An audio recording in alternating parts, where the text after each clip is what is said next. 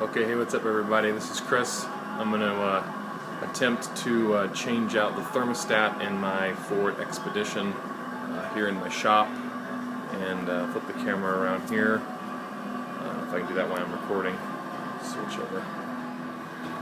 Okay, so here's the inside of my 2004 Ford Expedition. I've got the Triton 5.4 liter, and so the radiator hose comes out here out of the top of the radiator. It winds its way down and to underneath there, and then the thermostat is going to be buried down in there. So the first thing I got to do is take off this cover. So I'm taking off these two bolts right now. Okay, I got the cover off. Kind of get a better view down in here what we're looking at. I'm trying to get that piece off down in there. I got to get this whole housing, this air filter intake housing out of the way, so I'll work on that next. Okay, so after looking at it, looks like the easiest way to do it is just to take off these hose clamps here, and then this whole middle section should come out.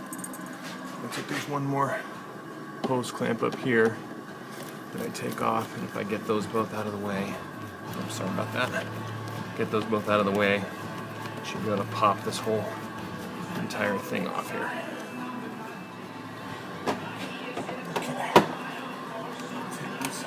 Clamp off. So this part should pop off. This part should pop off. Just kind of flip that up out of the way, so I won't really need to get access to that. Okay, so I got that hose clamp off. Now it looks like I got to remove these three bolts here. I like to do things a little faster, so get my impact driver out and just take quick work of taking these things off. I don't have to sit there and fiddle with them.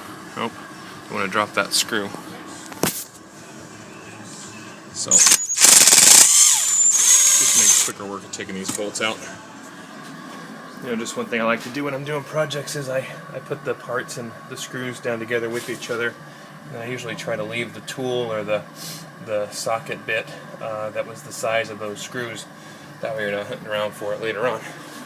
Okay, so I got that plate off, so now I'm just going to work this hose off of there, and then there's a couple bolts that hold that metal housing on that covers over the actual thermostat itself.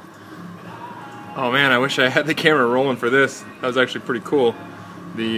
All the stuff just came squirting out of there. I probably lost a good half a gallon or so. You can see my engine's totally drenched. I'm sure there's a better way to do this. I also noticed another thing, you know, I'm not afraid to point out my mistakes. That hose clamp that I took off earlier, I realized I didn't need to take it off, so I actually put that back on, because once those two bolts come out, you know, that whole housing's going to lift up there. Obviously it looks pretty hot, so I may have to let it sit for a little bit. I had let the engine cool down, but must not let it cool down enough. Okay, we got the hose up out of the way. Now we're looking down inside that thermostat. Now, a couple things to keep note of. Check out the way that it's facing. There's two ways these things can go in. There's a right way and a wrong way, so make sure you put it back in the exact same way you pull it out. So here's the actual thermostat itself. It just comes out just like that.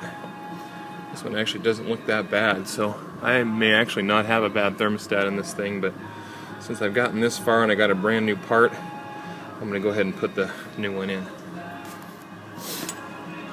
Another thing I did is I bought a new O-ring here, this black O-ring. So this one will actually pull off. Let's see. So I got a new one of these to go along with my new thermostat. So there's the old O-ring and the old thermostat. So here's the new thermostat and O-ring. There's the old one. You can probably see. Sure doesn't look like it was bad, but like I said, I got this far, so I'm just going to go ahead and replace it.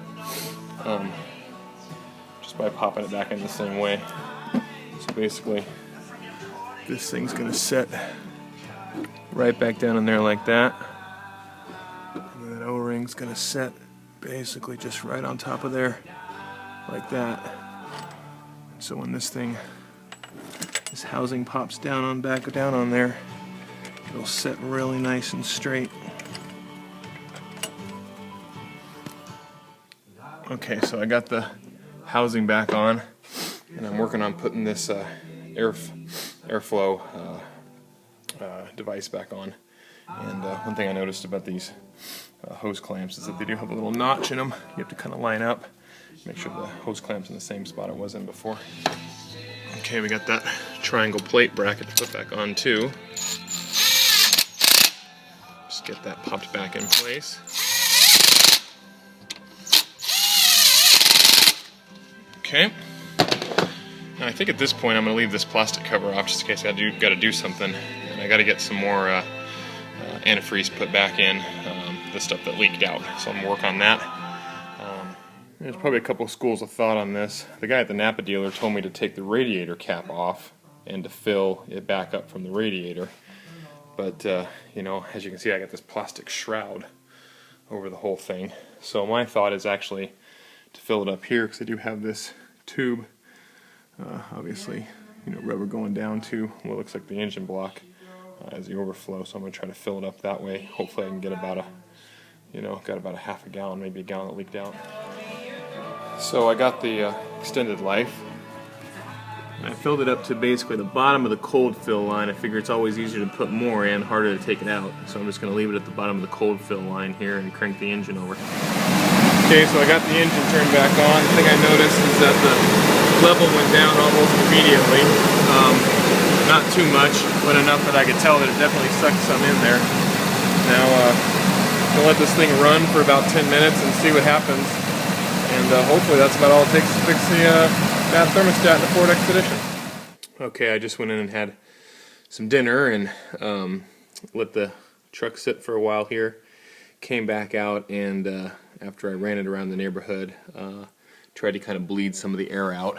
And I did that by just basically squeezing this pipe a couple times. I just kind of did this and tried to get some air bubbles out. What I noticed was I had filled this up at cold fill range to right at the bottom notch there. And I've let it sit for a while here, and if you look inside, I mean, it's definitely gone down. So I'm going to add a little bit more antifreeze in here, and then I think I'm going to call it good. So I just want to thank you guys for watching this video.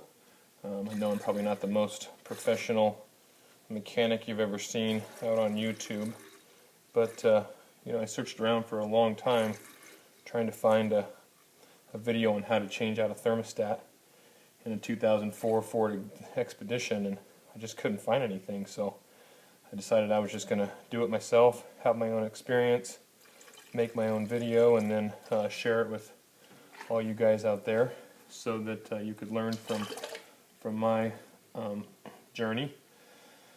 So I appreciate it. Thanks a lot. Have a good one.